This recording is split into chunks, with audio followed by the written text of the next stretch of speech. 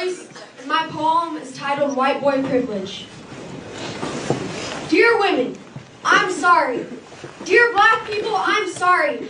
Dear Asian Americans, dear Native Americans, dear immigrants who come here seeking a better life, I'm sorry.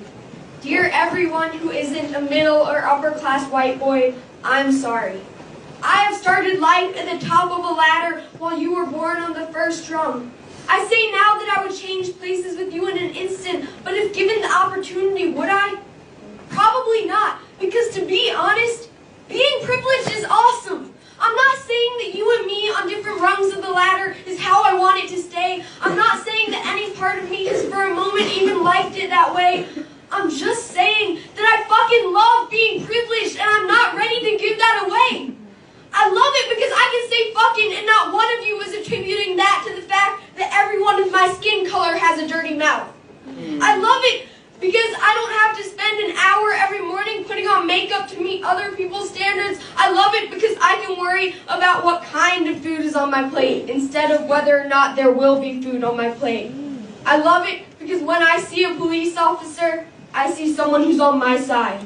To be honest, I'm scared of what it would be like if I wasn't on the top rung, if the tables were turned and I didn't have my white boy privilege safety blanket to protect me. If I lived a life lit by what I lack, not what I have, if I lived a life in which when I failed, the world would say, told you so.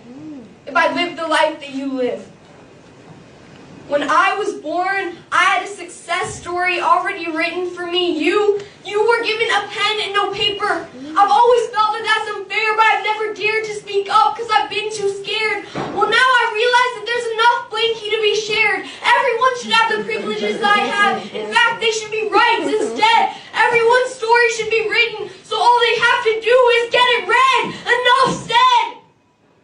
No, not enough said. It is embarrassing that we still live in a world in which we judge another person's character by the size of their paycheck, the color of their skin, or the type of chromosomes they have. It is embarrassing that we tell our kids that it is not their personality, but instead those same chromosomes that get to dictate what color clothes they wear, and how short they must cut their hair. But most of all, it is embarrassing that we deny this, that we claim to live in an equal country, in an equal world. We say that women can vote. Well, guess what? They can run a country, own a company, and throw a nasty curveball as well. We just don't give them the chance to. I know it wasn't us 8th grade white boys who created this system, but we profit from it every day. We don't notice these privileges, though, because they don't come in the form of things we gain, but rather the lack of injustices that we endure. Because of my gender, I can watch any sport on TV and feel like that could be me one day. Because of my race, I can eat at a fancy restaurant without the waitstaff expecting me to steal the silverware. Thanks to my parents' salary, I go to a school that brings my dreams closer instead of pushing them away.